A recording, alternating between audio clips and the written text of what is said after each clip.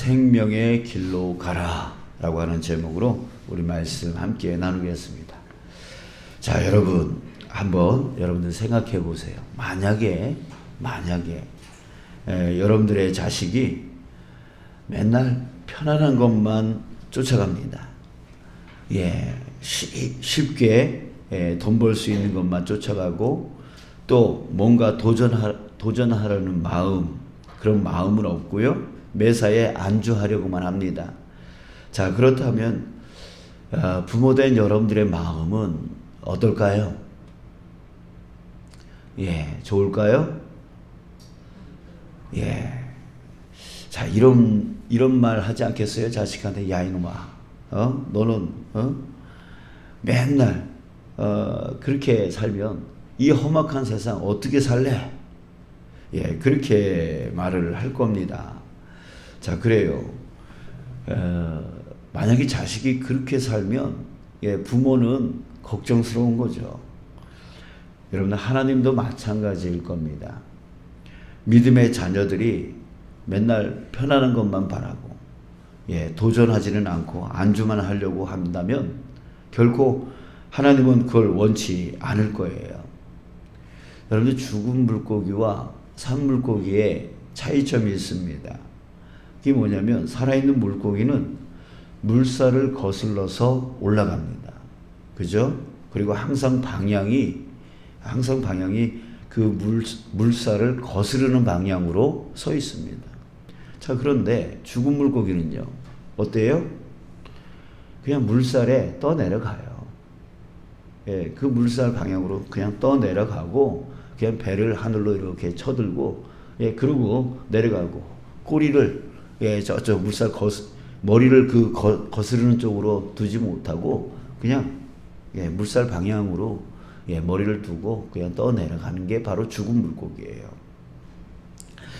자, 여러분, 하나님은요, 이 어두운 세상 속에서 우리로 빛으로 소금된 자로 살아가기를 바라십니다. 그게 바로 하나님의 진정한 뜻인 것이죠. 자, 오늘 본문에 보면은 하나님의 뜻을 잘못 분별한 사람들이 나옵니다. 그게 누구냐면 바로 단 지파에서 이렇게 착출되어져서 지금 땅을 보러 다니는 정탐꾼들입니다. 10절에 보니까 10절 끝부분에 보니까 이들이 하나님이 그 땅을 너희 손에 넘겨주셨느니라. 이들이 본 땅이 있어요. 그 본 땅을 땅을 보고 민족에게 와가지고 자기 지파 사람들에게 와가지고 그 땅에 대한 평가를 하는데 그 평가가 뭐냐면 하나님이 그 땅을 너희 손에 넘겨주셨느니라. 하나님 뜻이래요. 하나님이 주실 거래요. 자, 그런데 왜 이렇게 판단을 했는가 이렇게 보면은 7절에 보니까 뭐라고 하냐면 이에 5사람이 떠나 라이스에 이르러 거기 있는 백성을 본즉 백성을 봤어요. 라이스라고 하는 그곳으로 가서 그 백성을 봤어요.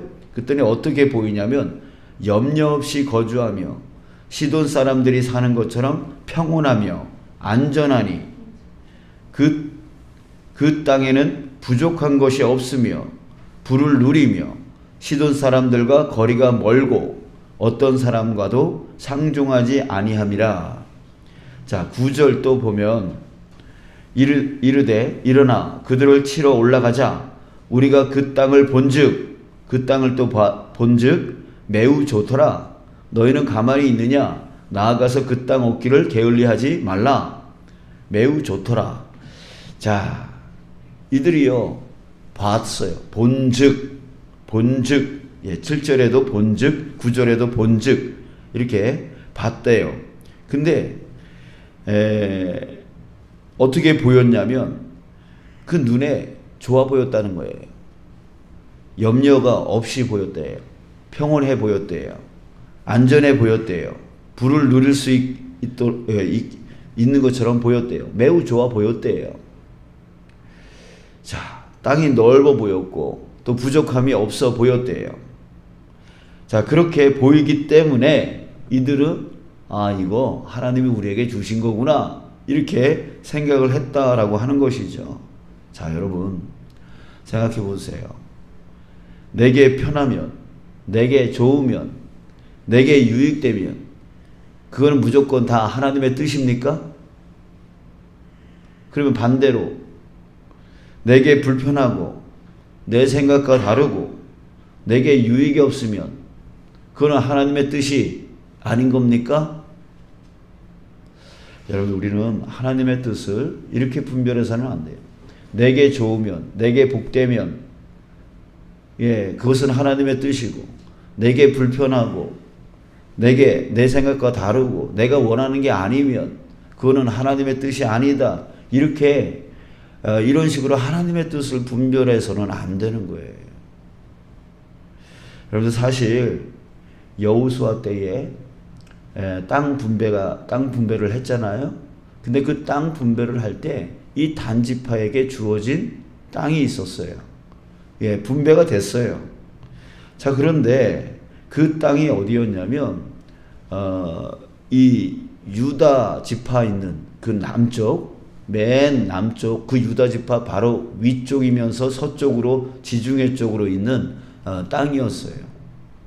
자, 그런데 그 땅을 이미 분배를 받았는데 사사기 1장 34절에 보면 이렇게 나옵니다. 아모리 족속이 단 자손을 산지로 몰아내고 골짜기에 내려오기를 용납하지 아니하였으며, 그 땅을 분배받았는데요, 그 땅에 이미 살고 있었던 아모리 족속이 이 단 자손을 밀어내서 산골짜기로 밀어내서 내려오지를 못하게 만들었다는 거예요. 그냥 그 땅 주민인 그 아모리 족속과 싸워서 이기지를 못한 거죠. 자, 근데 이 원인을 성경에서는 뭐라고 얘기를 하냐면 하나님을 의지하지 않았기 때문이다 라고 말을 하고 있습니다. 여러분들 갈렙 아시죠? 갈렙이 이 산지를 내게 주소서라고 말을 한 거 아시죠? 근데 이 산지를 내게 달라고 했던 그 산지가 어떤 산지였냐면 아낙 자손이 사는 땅이라고 그랬어요.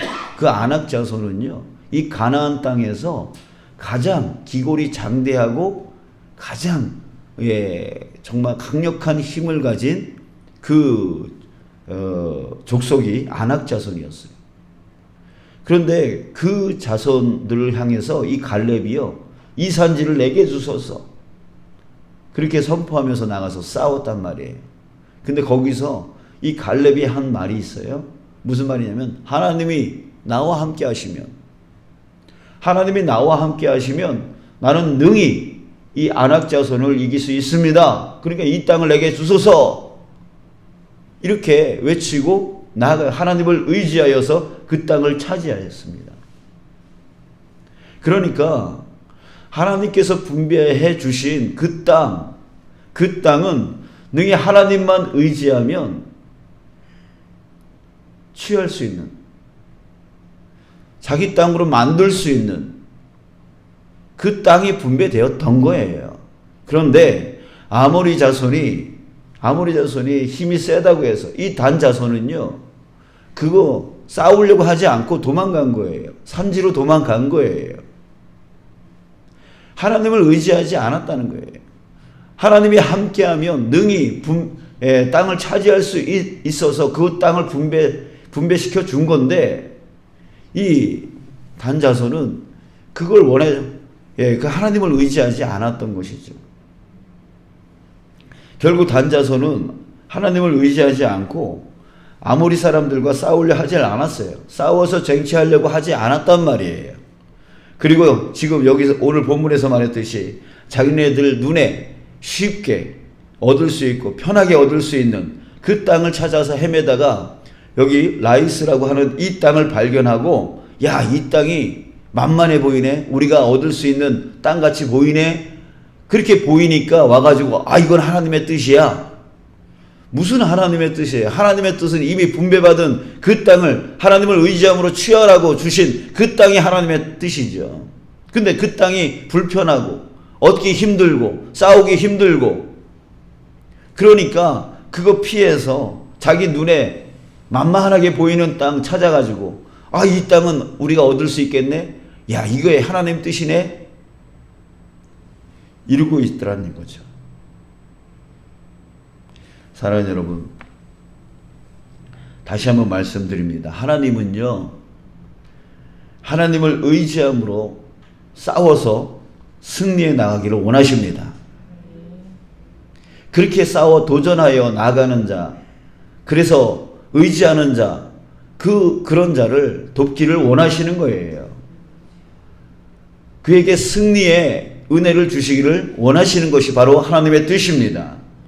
이 어두운 세상, 이 죄악된 세상을 빛과 소금으로 정복해 하나님의 나라를 일궈 나가기를 하나님은 원하시는 것이죠. 내게 편하고 내게 유익되고 내게 좋아 보이는 것들, 그것이 하나님의 뜻이라고 하면서 나아가는, 그래서 편한 것만 쫓아나가려고 하는, 안주하려고만 하는, 여러분들 그것은 오히려 어때요? 우리의 영을 죽여버리게 되어지는 거예요. 우리로 나태하게 만들고 게을르게 만드는 것이에요. 여러분들, 예수님이 이 말씀을 하셨습니다. 마태복음 7장 13, 14절에서 좁은 문으로 들어가라. 멸망으로 인도하는 문은 크고 그 길이 넓어 그리로 들어가는 자는 많고, 생명으로 인도하는 문은 좁고 길이 협착하여 찾는 이가 적음이라. 주님께서 우리에게 좁은 문으로 들어가라고, 생명의 문이 바로 그런 문이라고 말하고 있습니다. 넓은 문은 우리를 죽인 데예요. 멸망으로 인도한 데예요. 여러분, 요즘 우리 성도님들 중에 저를 걱정해 주시는 분들이 많습니다. 아유, 목사님 요새 많이 힘드시죠? 라고 하는 말씀을 해요. 쉽지는 않아요. 편하지는 않아요. 그러니까 저도 그냥 편하게 있을 수 있습니다. 뭐 이런 거 안 하고 그냥 편하게 목회할 수 있습니다. 이렇게 도전을 하면은 반대하시는 분들이 분명 있습니다. 부담스러우니까요. 그것 때문에 저도 부담스럽고 힘들고, 또 이 일을 잘못하게 되어지면 또 책임감, 그 무거운 책임감이 느껴지기 때문에 참 쉽지는 않습니다.